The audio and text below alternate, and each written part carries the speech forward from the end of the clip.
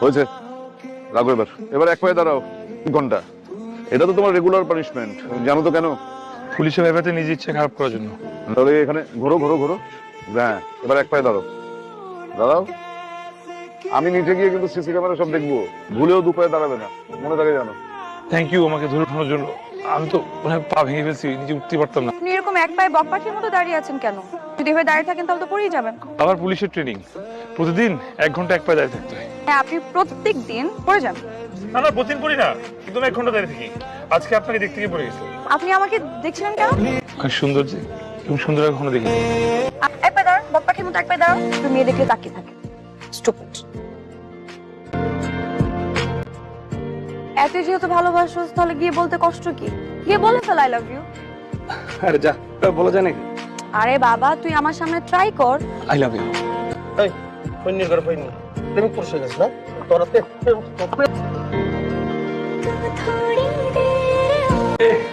অনেক ব্যথা পাইছি।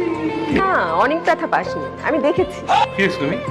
তোর বাবা এই ল্যাপটপটা আমার হাতে দিয়ে বলল যে তুই ছাদে এক পায়ে ঠিক মতো দাঁড়িয়ে আছিস কিনা সেটা খেয়াল রাখিস। দেখলাম তুই পড়ে গেলি, তারপর মেয়েটা তোকে টেনে তোলে। পার্থক্য শুধু এইটা যে সেখানে নায়ক নায়িকাকে টেনে তোলে, এখানে তার উল্টোটা হয়েছে। আরে সালাম আলাইকুম। আন্টি, না মানে এই বসে আগে যে থাকতো ওনাকে আমি আন্টি ডাকতাম, মানে প্রায় আসা হতো তো।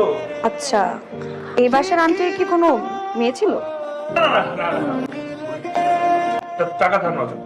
তা ধার নিতেন মানে? হচ্ছে কি, ওই আন্টির কাছ থেকে আমি মানে বাসা ভাড়া নিই। মানে আমার একটা বন্ধু আছে তো, ওর হচ্ছে টাকা বেশি খরচ হয়, তাই আর কি। আচ্ছা, তাহলে এখন আপনার কত টাকা লাগবে? আমি তো 500 করে নিতাম।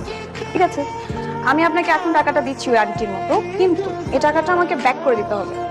আর না হয় আমাদের বাড়ি ভাড়ার সাথে আমি কেটে দিব টাকা। এই নিন 500 টাকা, বাড়ি ভাড়ার সাথে কিন্তু কেটে দিব না দিলে।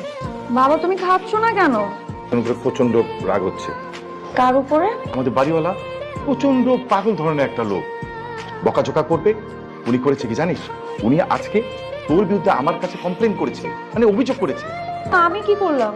তোর বিরুদ্ধে অভিযোগ করেছে, বলেছে কি তুই নাকি ওই যে আমাদের বাড়ির গেটের সামনে দাঁড়িয়ে দাঁড়িয়ে কোন ছেলের সাথে প্রেম করছিলি। আমিও 2-4টা কথা শোনাই দিছি। আজকে তোমাকে আমি একটা দায়িত্ব দেবো। কি দায়িত্ব বাবা? কাল সকাল থেকে তুমি নতুন ভাড়াটিয়ার মেয়েটাকে ফলো করবে।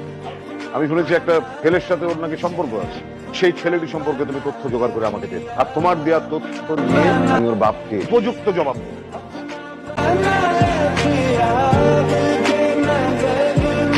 কি সমস্যা? আপনি এত রাতে কেন এখানে? শুনতে পাচ্ছেন? বাবার আদেশ পালন করছে। মানে? বাবা বলছে রাতে ঘুমানোর আগে ভালো কিছু দেখে ঘুমাইতে, আর সেটা নিয়ে সারা ভাবতে। আপনার চেয়ে ভালো কিছু আর কি হতে পারে বাবার জন্য? দাঁড়ান, বাবা বলে ফেলছে, বের হয়ে গেছে, তার ফেরত না যাবে। আপনি এখানে?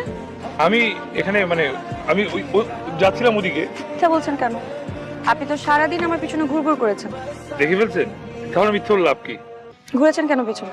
বাবার আদেশ। বাবা বললো আপনি যেন কার সঙ্গে প্রেম করেন, সেটার জন্য আমি গোয়েন্দাগিরি করে আপনার মিশন খুঁজে বের করি। আচ্ছা, কার সাথে রিলেশন করি আমি? না না, আমি তো ওই কথা বিশ্বাস করি নাই। আমি তো জানি যে আপনার কারোর সঙ্গে প্রেম নেই। কেন বিশ্বাস করেননি? কারণ ওদিন যখন ক্রিকেট খেলতেছিলাম, আপনি যেভাবে লুক দিচ্ছিলেন, ওই লুক দিয়ে বুঝি কি বুঝছেন? আমি আপনাকে যেভাবে পছন্দ করি, আপনিও আমার। আপনি কচু বুঝছেন। ওই দিন আপনাদের বাসার সামনে আমার একটা কাজিন আসছিল, ও একটা মেয়েকে পছন্দ করে বলতে পারছিল না, তো আমি ওকে টিপস দিচ্ছিলাম আর ওইটি আঙ্কেল দেখে ফেলছে। আমার তারা আছে, বাসা যেতে হবে। একসঙ্গে যাই, এখনো তো অনেক কথা বাকি ছিল। এই রিক্সা, দাঁড়াও দাঁড়াও। এইখানে কেন? বাবা সামনে দেখে ফেলে তো সমস্যা হয়ে যাবে, সর্বনাশ হয়ে যাবে। মানে হচ্ছে বাবা আমাকে পাঠাইছিল আপনার পিছনে তদন্ত করতে। একসঙ্গে দেখে তাহলে তো বুঝে ফেলবে যে আমাদের মধ্যে ইয়ে হয়ে গেছে। হয়ে গেছে মানে? আমি আপনাকে ভালোবেসে ফেলেছি। কাছে এসে বলেন। ভালোবাসতে কাছে বা দূরে কি? আসলে কি জানেন, এক এলাকায় 2টা পাগল থাকা যায় না, তাই আমি ডিসিশন নিছি আমি এলাকা ছাইরা চলে যাবো।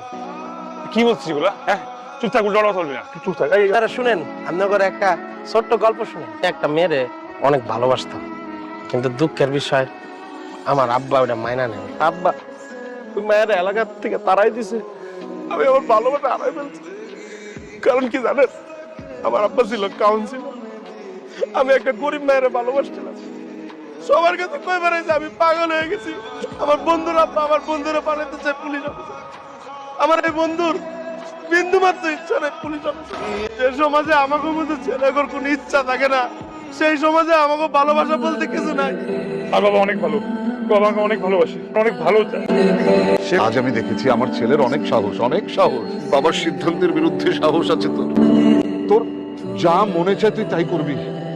তুই যেমন আমাকে অনেক সম্মান করিস, আজ থেকে আমিও তোর সব ইচ্ছাকে সম্মান করব। যা বাপ, ওকে সাহস জোগা। আপনি যে আমাকে এভাবে একা ছেড়ে চলে গেলেন, থাকতে পারতেন আমাকে একা ছেড়ে? আমি তো ছেড়ে যাওয়ার জন্য যাইনি। সবাই আপনাকে ভীতু বলতো, আমি কখনো বিশ্বাস করিনি। কিন্তু আপনি আমাকে এভাবে ছেড়ে চলে যাবেন, এটা তো ভাবিনি কখনো।